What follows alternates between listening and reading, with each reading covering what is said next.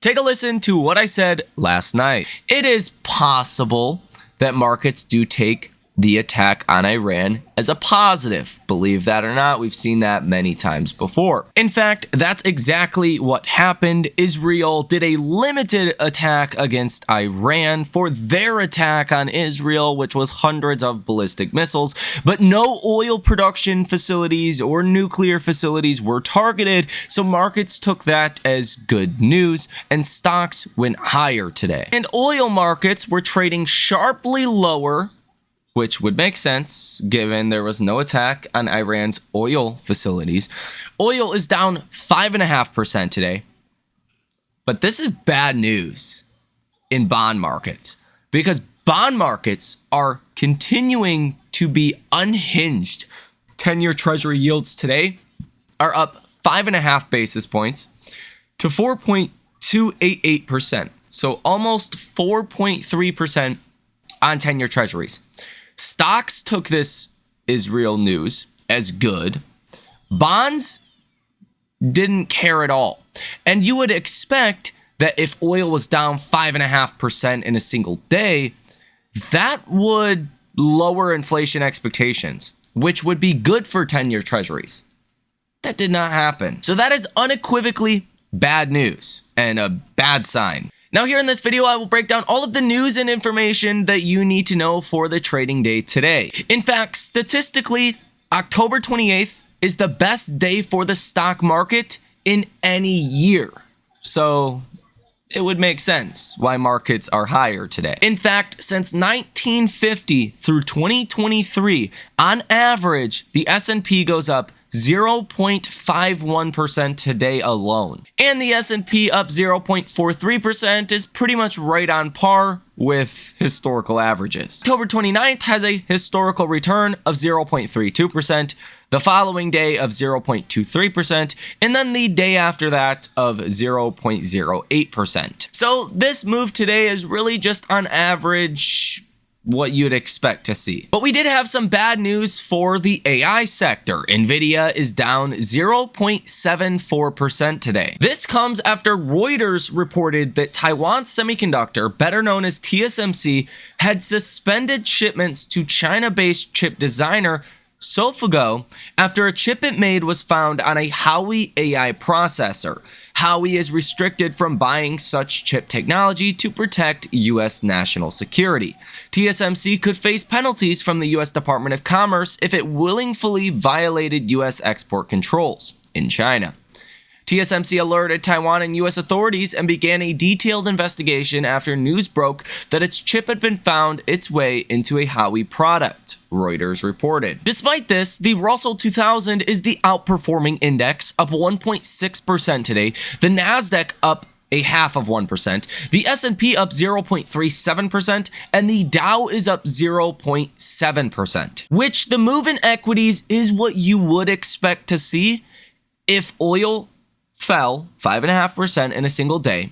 That means inflation is less likely to be a problem. That is less of a burden to companies, especially companies that are vulnerable to fluctuations in energy, which are Dow and Russell 2000 components. But the move in bonds, again, is not what you would expect to see. You would expect to see an opposite of this. You would expect to see 10-year treasury yields down anywhere from 5 to 10 basis points today. In fact, they're up 5.5 basis points, which leads me to believe this move in equities following this drop in oil is probably short-term lived in nature. Again, I would feel a lot more confident to say stocks are going higher if 10-year treasury yields went lower on this news. They're not. And in fact, I think this is actually the election that is starting to get priced into markets even more today. And I think that's why 10-year treasury yields are breaking out to now a multi-month high. The last time you were this high on 10-year treasury yields was July 24th, 2024. And that makes me ask the question, if 10-year treasury yields are pricing in more of an election risk, does that get reflected in equities in the coming days? And I think it will, judging that the bond markets are pricing in the election risk, but it's still in uncertainty. Is it possible that equities just don't price in any election risk and the bond market prices in all of the election risk? That is a possibility, although I think it's unlikely. It's a possibility. As I talked about in the last video, this week is really filled with earnings, economic data, and potential election risk. And I think that's why for the next couple of weeks, we are really in an elevated risk environment where I think the odds of a correction, considering we have not seen one in a while, are higher than what they normally are. There's always risk of a correction at any given period if you're investing in markets, but there's certain periods that have higher risks, and I think we are in a higher risk environment. Albeit, most people expect we're not going to know who the next president is or who controls the Senate right after, November 5th. Most people think it's going to take a couple of days at least to figure that out, and that's where a lot of the problem could come in for equities. As long as there's liquidity in markets, you don't really want to be concerned. But if there is a delayed result of the election, liquidity could dry up and that would push stocks lower. So I don't think it's just this week that, could be problematic.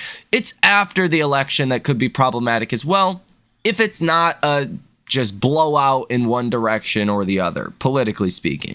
And that's actually what Sven Hendricks, someone we cite on X all of the time, just said on CNBC. As long as liquidity remains, you want to stay bullish. Via government deficits being 6 to 7% of GDP. That typically happens during recessionary periods. That is stimulative, so on and so forth. If we don't have election results right away, liquidity could dry up, and that would be a problem for markets. Also today, Apple Intelligence just launched. This is for the latest iPhone 15 and the upcoming iPhone 16. But you're really not getting many features. Many of the features that some people are looking forward to, like the ability to edit an image out of a picture, for an example, comes out in December and in spring of 2025. I have my concerns that Apple Intelligence, which is the second product ever in AI that is expected to merge AI into the mainstream population, is a bit overhyped and is going to underdeliver in the near term, but I have no idea when we're going to know that with a certainty. In fact, it wouldn't surprise me if Apple just tries to pump their stock on earnings and say Apple Intelligence is doing great. Like, honestly, that would not surprise me at this point. Apple has quite a way of tricking investors, making things seem like they're a lot better than they actually are. In fact, Apple is a no-growth company. Apple has no growth. It doesn't grow. And Apple is trading at all-time highs. Tim Cook sure has a way with words. And part of the reason why Apple is trading higher today by 1.34% at the time of recording this video is because Dan Ives, one of the best, highest ranked tech analysts, said that Apple is going to beat expectations for this quarter earnings. Now, in all fairness, Dan Ives says that every quarter about Apple, and he's very bullish on big tech into year end. So that's really not anything new. Over the next coming days, we will get more analyst commentary about upcoming big tech earnings, and that will help swing markets higher or lower heading into them. Which, as I previously reported, we have big tech earnings coming tomorrow in after hours with Alphabet. You do have Microsoft and Meta Wednesday and after hours, and then Thursday and after hours you have Amazon and Apple. So 5 companies over $1 trillion a piece in market cap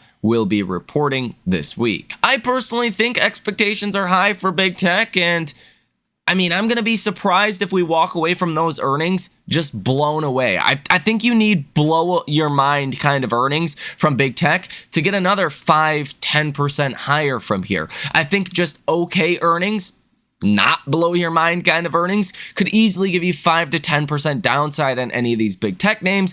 And that's why I'm a little bit more concerned about big tech, at least for earnings, than I am for the rest of the markets. Other notable earnings that come out this week, today and after hours, you have Ford, Cadence, which is important for the AI trade, Waste Management, and F5, big software name there that's done very well in recent months, over the past 12 months. Tomorrow morning, SoFi, PayPal, BP, McDonald's, Pfizer, Royal Caribbean, JetBlue, and Crocs. Also Tuesday and after hours, you have AMD, Snapchat, Chipotle, Visa, First Solar, Reddit, and Chubb. Wednesday pre-market, Eli Lilly, Caterpillar, Humana, Biogen, ADP, and Jinko Solar. Wednesday and after hours, besides Microsoft and Meta, you also have Coinbase, Robinhood, Sonova, Etsy, Riot, Roku, Carvana, and Starbucks, even though they already pre-reported. Thursday pre-market, Uber, Peloton, Merck, ConocoPhillips, SiriusXM, that's one Warren Buffett's been buying a lot recently, Altria, MasterCard, Estee Lauder, Kellanova, and Norwegian Cruise Line. Thursday and after hours, Amazon, Apple again, Intel, Atlassian, and a couple of others. And then Friday pre-market, you have Fubo, Chevron, and ExxonMobil, as well as Wayfair. Let me know your thoughts down below in the comment section if you're bullish or bearish on this earnings season and what companies you are bullish on, what companies you are bearish on. And wow, Ryan Dietrich on X writes, the last time the S&P 500 fell more than 1% in November was 2008. It has been higher 11 of the past 12 years, and this has been the best month since 1950, the past decade, and in an election year. The second best month of the past 20 years, only July is better. Now, what tends to happen, what really skews these numbers, is after elections, you tend to get a rally in markets, at least historically, and just normally, you're in the holidays season, you're in the holiday period. People tend to be more bullish during this time of the year. You tend to get that early Santa Claus rally as well in November. So that's why November tends to be a standout month. And Bank of America's Savita is back with a similar prediction that Goldman Sachs just had.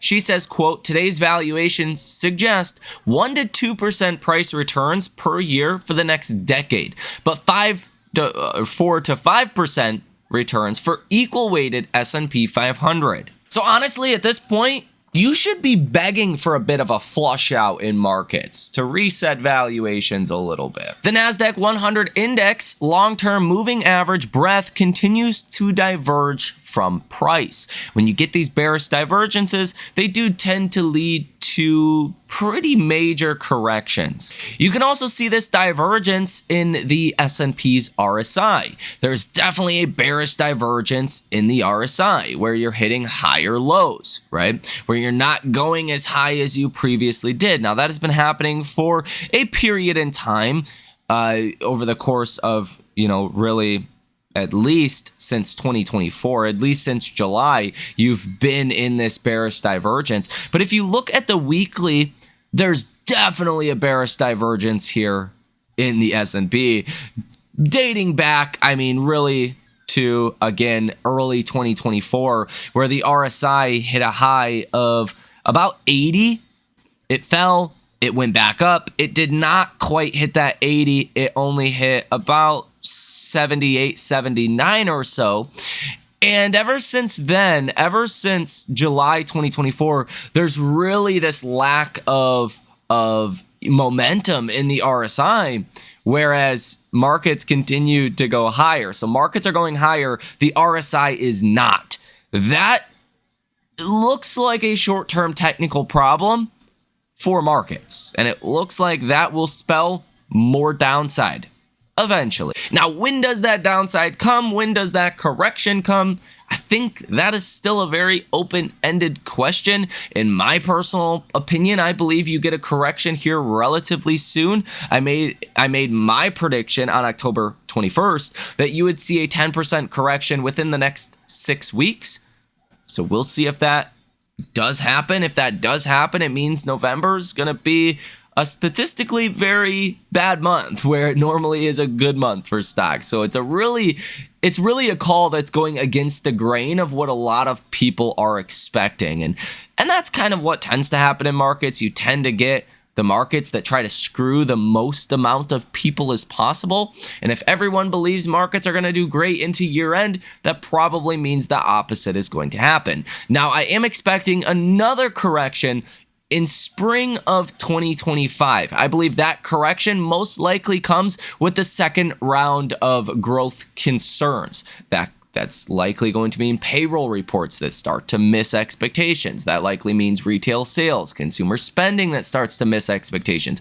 Wouldn't surprise me if the holiday shopping season misses expectations, and that can also cause some fears in the first couple of months of 2025. So I actually think we're in for a pretty volatile next couple of months. But longer term, I have gotten more bullish on the prospects of a soft landing. It has become obvious to me inflows are going to keep on flowing. People are going to continue to plow their money into markets. I think to a certain degree, the dynamics of investing have kind of changed, hence why I don't think valuations really matter. I don't believe the Goldman Sachs or Bank of America argument that returns are going to be lower in the future based on where valuations are today, because I don't think we can look at markets historically and say, yeah, we're overvalued or we're undervalued. Just look at the rise of retail investors alone. Don't even consider 6 to 7%, deficits the government is running, which is very stimulative in nature. Those are like recessionary deficits that are happening today in a strong economy. No wonder GDP is over 3%. We're running recessionary like deficits during a time where the economy is, on paper, not in a recession. I don't think you can use the same standard quo as valuating markets, over the past 50 years as you can today. Again, the rise of retail investors that tend to be more risk on in nature. Like, we haven't went anywhere. I mean, I've been in the market since 2015, 2016, but other investors, right, that joined the markets 2020 until now, they're here. Largely speaking, they have not went anywhere. And they continue to buy. They will continue to buy. Now, Norway's $1.8 trillion wealth fund has issued a stock market warning per CNBC. It said heightened uncertainty and concerns over the economic outlook mean that the stock market risks are tilted to the downside. They say, quote, time to be a little bit cautious, they said. Now, let's be clear. This was Norwegian's wealth fund, a $1.8 trillion wealth fund. What this fund does is it invests in publicly traded companies. It can invest in private companies as well, but a large chunk of this is in public markets.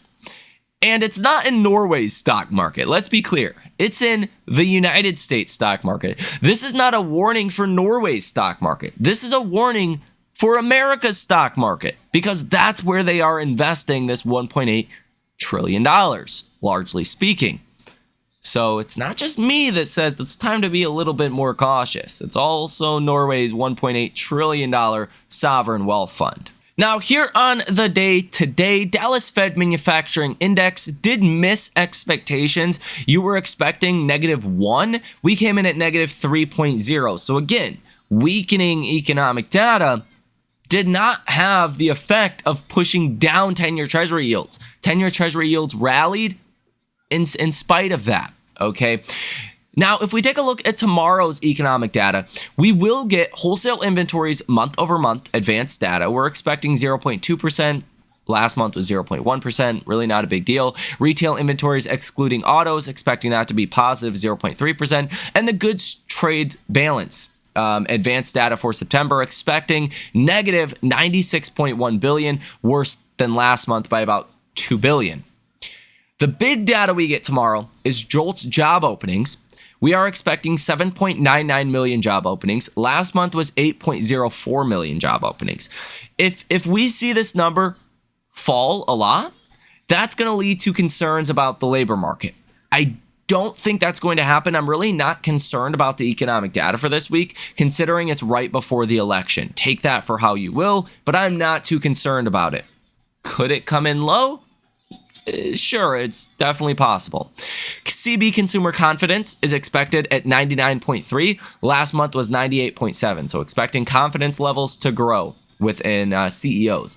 JOLTS job openings, or JOLTS job quits, are expected at 3 million, down from last month's 3.084 million. Dallas Fed services expected at negative 2.1. Last month was negative, or 2.5. Last month was negative 2.6. So we are expecting things to get a little bit better with the Dallas Fed services. You also get a 7-year bond auction. That will be something to watch, coming out at 1 p.m. Eastern Standard Time. So tomorrow is actually a pretty big day as far as economic data. Let me know your thoughts on that down below in the comment section. Now, in regards to what's coming next for Tesla stock, largely my thought process has not changed on this.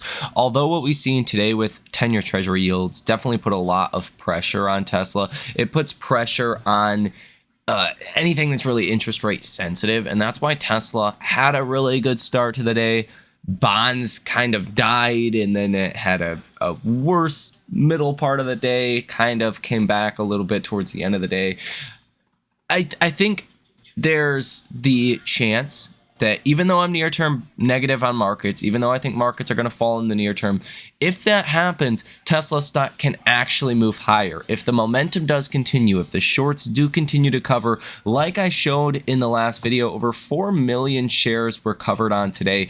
If that activity does continue and you continue to get more people that get, more bullish on Tesla and more bullish on Tesla, then if the markets do fall, Tesla stock may actually go higher in that scenario. Now, there's the other side of that, which would say that if markets do fall, then Tesla will fall as well. And I think, it's the jury's still out on that. I mean, even my call here for a maybe correction over the next 6 weeks is not the one you'd expect, given November tends to historically be a great month, and that's what we're heading into, that historical precedence. So my call in and of itself is just very contrarian in nature, and I don't know if we can, with any kind of accuracy, judge what's going to happen to Tesla stock in that kind of situation, if I'm correct. Now, obviously, if I'm not correct, if the seasonal historical bullish pattern for November does play out again, then Tesla's going to go higher alongside the broader markets. I just think there is a larger risk of corrective downside, and I don't think that guarantees Tesla has to fall either. So those are just my thoughts. Over the next couple of days, we'll get more information. I would love your thoughts down below in the comment section. Hit the like button as well as subscribe to the channel if you have not done so already, and you like these honest, takes of what's going on in our markets right now. I know it might suck to hear some bearish things if you are super bullish. Or if you're super bearish, it might suck to hear some things that are more bullish.